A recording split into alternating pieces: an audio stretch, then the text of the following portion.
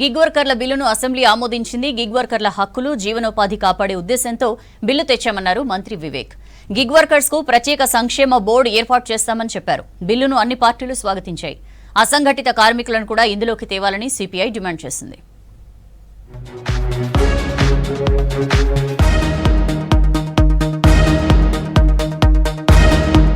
Gig వర్కర్ల హక్కులు, భద్రత కోసం రాష్ట్ర ప్రభుత్వం మరో కీలక అడుగు వేసింది. తెలంగాణ ప్లాట్ఫామ్ ఆధారిత గిగ్ వర్కర్ల నమోదు, సామాజిక భద్రత సంక్షేమ బిల్లు 2026ను అసెంబ్లీలో ప్రవేశపెట్టారు కార్మిక శాఖ మంత్రి వివేక్ వెంకటస్వామి. డిజిటల్ ఆర్థిక వ్యవస్థలో గిగ్ వర్కర్లకు చట్టబద్ధత, గుర్తింపు ఇవ్వడం కోసమే ఈ బిల్లు తెచ్చామన్నారు మంత్రి వివేక్.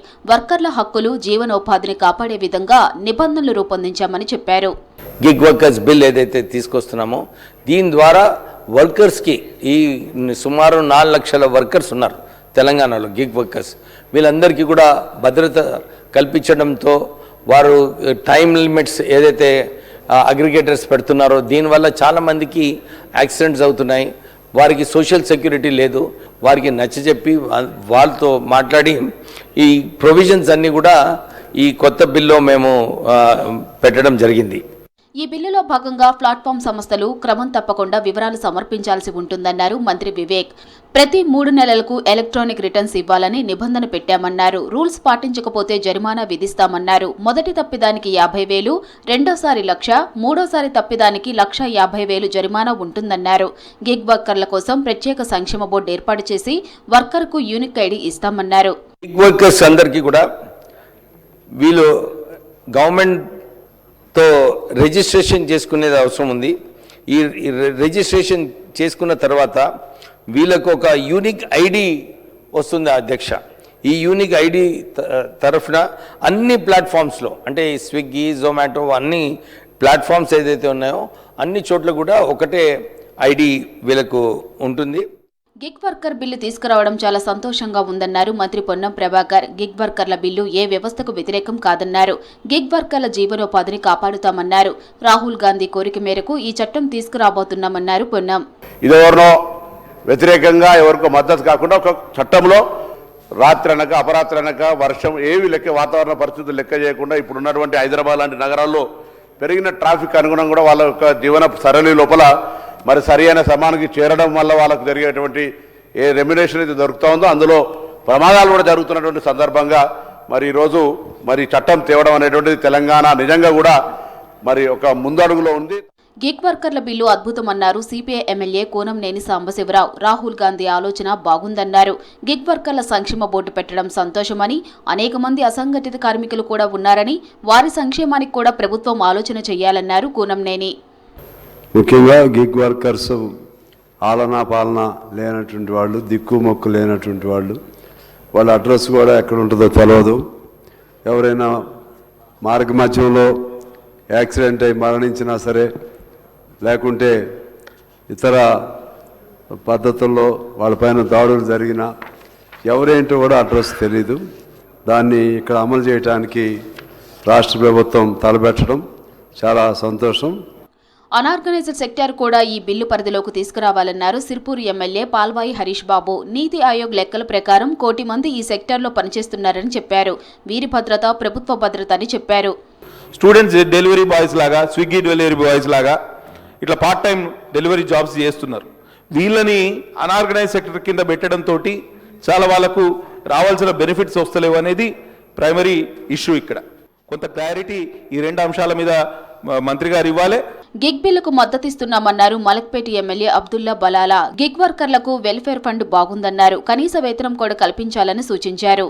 इजी लोन फैसिलिटीज के लिए भी गवर्नमेंट को इसके अंदर इकदाम उठाना चाहिए. गाड़ियों के लिए इजी लोन फैसिलिटीज हो, लो इंटरेस्ट के ऊपर हो.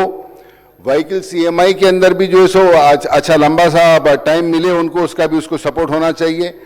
और इनके लिए एक वेलफेयर फंड भी बनाना चाहिए साहब, ताकि वेलफेयर फंड के जरिए सबसे मैं एक बार फिर कहता हूं कि बहुत अच्छा कदम है गवर्नमेंट का. हमने बहुत अच्छा गिग वर्कर्स के लिए सोचा है और इसके लिए जो बेहतर हो सकता है हमको करना चाहिए. పలువురు సభ్యుల సూచనల తర్వాత గిగ్ వర్కర్ల బిల్లును శాసనసభ ఏకగ్రీవంగా ఆమోదించింది.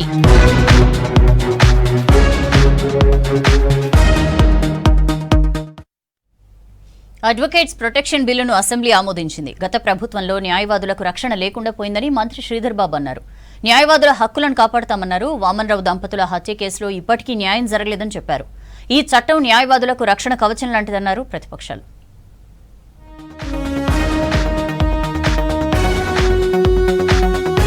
బీఆర్ఎస్ హయాంలో అడ్వకేట్లకు రక్షణ లేకుండా పోయిందని ఆరోపించారు మంత్రి శ్రీధర్ బాబు. శాసనసభలో అడ్వకేట్స్ ప్రొటెక్షన్ బిల్లును ప్రవేశపెట్టారు మంత్రి శ్రీధర్ బాబు.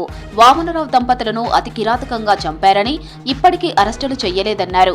అప్పటి ప్రభుత్వ పెద్దలు అసలు దోషులకు అడ్డగా ఉన్నారని చెప్పారు. భూపాలపల్లి, హన్మకొండ, మోయినాబాద్, అత్తాపూర్, సంతోష్ నగర్లో లాయర్లు హత్యకు గురయ్యారని చెప్పారు. న్యాయవాదిని బాధ్యతగా కాపాడుకోవాల్సిన అవసరం ఉందని చెప్పారు శ్రీధర్ బాబు. ఈరోజు తెలంగాణ అడ్వకేట్ ప్రొటెక్షన్ బిల్ మొట్టమొదటిసారి తీసుకురావడం జరిగింది అధ్యక్ష. అదేవిధంగా ఒక భద్రత కల్పించాలని ముఖ్యమంత్రి గారు స్వయాన న్యాయశాఖకు సంబంధించిన బాధ్యతలు నిర్వహిస్తున్న తరుణంలో ఈ అడ్వకేట్ ప్రొటెక్షన్ యాక్ట్ తీసుకురావాలని తలంపు చేసి ఈరోజు సభ ముందట పెట్టడం జరిగింది అధ్యక్ష. న్యాయవాదులకు ప్రత్యేక రక్షణ లేదన్నారు పొన్నం ప్రభాకర్. న్యాయవాదులకు సంబంధించి ప్రభుత్వం మంచి రక్షణ చట్టాన్ని తీసుకొస్తుందని చెప్పారు. మీరు పేద ప్రజలకు, పిటిషనర్లకు అండగా ఉండే విధంగా జరగాలని కోరుకుంటూ మరొకసారి ఈ చట్టము ఇది తెలంగాణ న్యాయవాదులందరికీ ఉపయోగపడి స్వీయ రక్షణకు, వారి చట్ట పరిధి లోపల వాళ్ళకి ఎక్కడ ఇబ్బంది లేకుండా ఉంటుందని ఆకాంక్షిస్తూ వారందరికీ కూడా ప్రభుత్వ పక్షాన ఈ యొక్క బిల్లు మీరు ఉపయోగించుకొని పేదలకు న్యాయం జరిగే విధంగా చూడాలని కోరుతున్నారు. న్యాయవాదులు వామనరావు దంపతులకు ఇప్పటికీ న్యాయం జరగలేదన్నారు బీజేపీ ఎమ్మెల్యే పాయల్ శంకర్. న్యాయవాదులపై రోజురోజుకు బెదిరింపులు పెరుగుతున్నాయని చెప్పారు. ఆలస్యమైన ఈ చట్టం తేవడం సంతోషమన్నారు పాయల్. ఈరోజు తెలంగాణ రాష్ట్రం రావడానికి ముందు వరుసలో ఉన్నటువంటి ఆ యొక్క న్యాయవాదులకు ఈ యొక్క తెలంగాణ న్యాయవాదుల రక్షణ బిల్లు ఒక కవచంగా ఉంటుంది. కాబట్టి నేను న్యాయవాదులందరి తరపున ప్రభుత్వానికి ప్రత్యేకంగా ధన్యవాదాలు తెలియజేస్తా ఉన్నా. న్యాయవాదులకు ఈ చట్టం రక్షణ కవచం లాంటిదన్నారు సిపిఐ ఎమ్మెల్యే కూనంనేని సాంబశివరావు. న్యాయవాదులపై దాడి చేస్తే కఠిన చర్యలు విధించాలని ఈ చట్టం చెప్తోందన్నారు. అడ్వకేట్స్ మీద దాడి జరిగినా, వాళ్ళపైన ఏదైనా అఘాయిత్యం జరిగినా మామూలు చట్టాలు ఉంటాయి, కేసులు అందరిలాగానే ఉంటాయి. కానీ ఇది ఈ ప్రత్యేక చట్టంలో వీళ్ళకి ఒక స్పెషల్గా ఒక రక్షక కవచంలాగా ఈ చట్టం ఉందనేది ఈ లోపల సారాంశాన్ని బట్టి ఉన్నటువంటి ఆ సెక్షన్స్ బట్టి అర్థమవుతుంది అధ్యక్ష. చాలా కాలంగా న్యాయవాదులు కోరుకుంటున్నది ఇలాంటి చట్టమేనన్నారు ఎమ్మెల్యే నాగరాజు. మంచి బిల్లును ప్రభుత్వం తీసుకొచ్చిందన్నారు Bellampalli MLA Vinod Kumar. Police, advocates రెండు కళ్ళలాగా ఉంటారు అధ్యక్ష. మరి వారిపైన దాడులు జరిగితే ప్రజలు చాలా భయభ్రాంతులకు గురవుతారు. కాబట్టి తప్పనిసరిగా ఈ అడ్వకేట్స్ పైన ఏదైతే జరుగుతున్న అఘాత్యాలు తప్పనిసరిగా దీనివల్ల ప్రివెంట్ అవుతుందని భావిస్తున్న అధ్యక్ష. And also take the category of the way all the judges are going about and how judges are being appointed and how the courts need to be given proper attention in the rural segment is certainly taken up into active consideration. So all these are major factors, Speaker sir. So it is a good topic which the act has come for the protection plan of all the advocates.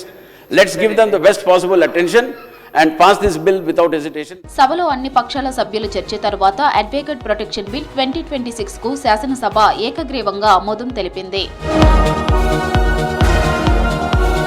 ఇకపై hate స్పీచ్లు ఇస్తే 7 ఏళ్ల jail శిక్ష, మళ్లీ repeat చేస్తే 10 ఏళ్ల jail శిక్ష విధించేలా తెలంగాణ ప్రభుత్వం బిల్లు తెచ్చింది. బాధితులకు పరిహారం అందించేలా చట్టంలో చేర్చింది. బిల్లును ప్రతిపక్షాలు తీవ్రంగా తప్పుబట్టాయి. భావ ప్రకటన స్వేచ్ఛపై దాడి అంటూ బీజేపీ ఫైర్ అయింది. బిల్లును వెనక్కి తీసుకోవాలని చెప్పింది. నిజాం కాలం నాటి నిర్బంధం ఏంటని సిపిఐ ప్రశ్నించింది. దీంతో బిల్లును సెలెక్ట్ కమిటీకి పంపించారు స్పీకర్.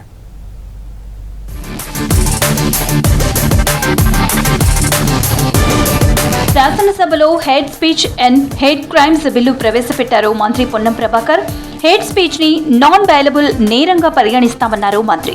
హేట్ స్పీచ్ చేసిన వారికి గరిష్టంగా 7 ఏళ్ల జైలు శిక్ష పడేలా చట్టం రూపొందించామని చెప్పారు.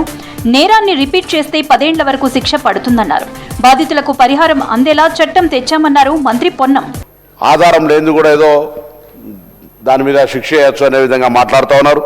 అదేవిధంగా మొదటిసారి చేసినటువంటి వాళ్ళకు పెద్ద కఠినమైన శిక్ష కాదు ఇది. మొదటి వారు చేసినటువంటి వాళ్ళకు పరివర్తన రావడానికి సంబంధించిన విధంగా చర్యలు తీసుకునేటువంటి కంటిన్యూగా అబిషనల్లీ అటువంటి విధానమే కొనసాగించుతున్నటువంటి ఒక విధానం ఉంది.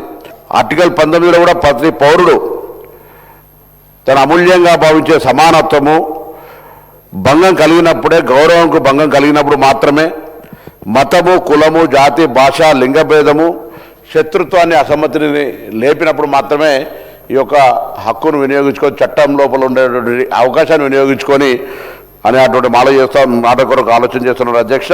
Hate speech and hate crimes బిల్లుపై బీజేపీ తీవ్ర అభ్యంతరం చెప్పింది.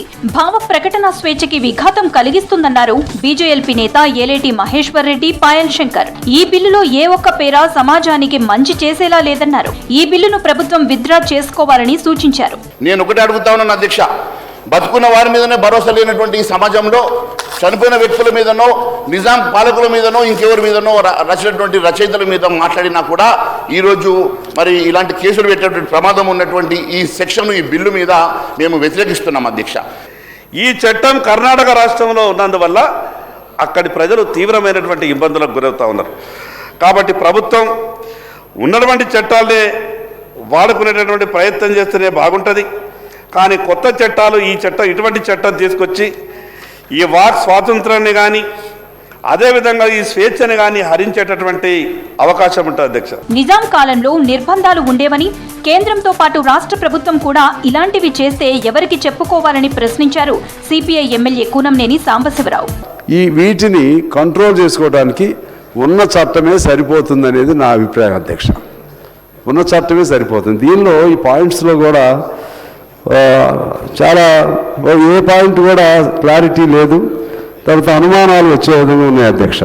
సెలెక్ట్ కమిటీకి వేసి మళ్ళా చర్చలు జరిపి ఇదంతా కంటే ప్రభుత్వమే పునరాలోచన చేసి ఈ చట్టాన్ని విత్డ్రా చేసుకోమని చెప్పి నేను ప్రభుత్వాన్ని కోరుతున్నాను అధ్యక్ష. సోషల్ మీడియాకి అడ్డుకట్ట వేయాలని కోరారు ఖైరతాబాద్ ఎమ్మెల్యే దానం నాగేందర్. దేనికైనా ఓ లిమిట్ ఉంటుందని చెప్పారు. వ్యక్తికి నష్టం జరిగితే దేశమంతా నష్టం జరిగినట్లు నేటి సోషల్ మీడియా ప్రచారం చేస్తోందన్నారు. మనం పొలిటికల్గా మనమే ముందు పోతాము, వాడు ఏదో ఆవేశంతో మాట్లాడినా అంటాం. కానీ దేనికి అనే ఒక లిమిట్ అనేది ఉండాల్సిన అవసరం ఉందా లేదా అనేది నేను తమ ద్వారా గౌరవ సభ్యులు ఇప్పటిదాకా మాట్లాడడం అడుగుతా ఉన్నాను. ఒక సోషల్ మీడియా మనం ఓపెన్ చేస్తే ముఖ్యమంత్రి గారి గురించో, మంత్రుల గురించో, ఇంకోరి గురించో మాట్లాడతారు.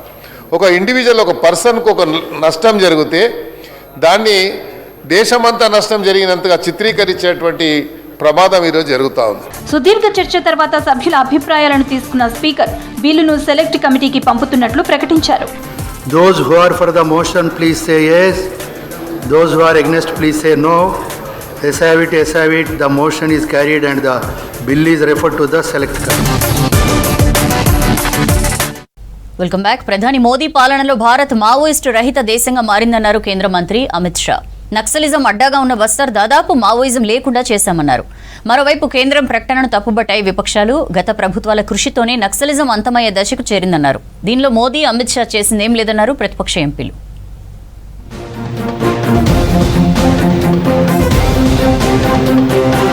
పార్లమెంట్ బడ్జెట్ సమావేశాలు హాట్ గా జరుగుతున్నాయి. లోక్సభలో వామపక్ష తీవ్రవాదం, దేశంలో దాని నిర్మూలనపై సుదీర్ఘ చర్చ జరిగింది. కేంద్రం విధించిన డెడ్ లైన్ రేపటితో ముగియనుండడంతో సభలో చర్చించారు. ఈ సందర్భంగా అధికార, విపక్ష ఎంపీల మధ్య మాటల తూటాలు పేలాయి.